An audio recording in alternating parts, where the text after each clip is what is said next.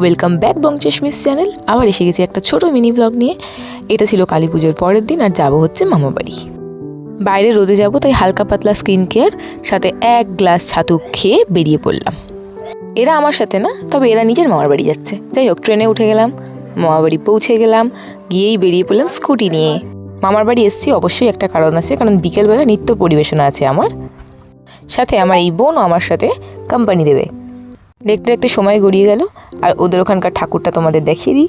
আশপাশের সেই মুহূর্তের সিচুয়েশনটা একটু দেখিয়ে দিলাম, আর এই সেই স্টেজ যেখানে পারফরমেন্সটা করা হবে।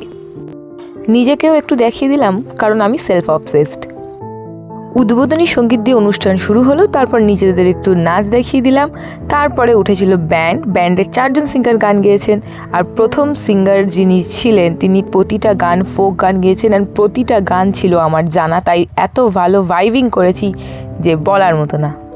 পাড়ার মা কাকিমাদের একটু নাচ দেখিয়ে দিলাম। তারপরে বেজে গেল রাত 2টো। বসে বসে কিছু ভিডিও ক্লিপস নিচ্ছিলাম। এরপর লাস্ট সিঙ্গার উঠলেন, ফসিলসের এত গান গাইলেন, মনটা ভরে গেল। এবং পরের দিনকে ভোগ খেয়ে বাড়ির পথে হাঁটা দিলাম। বাই।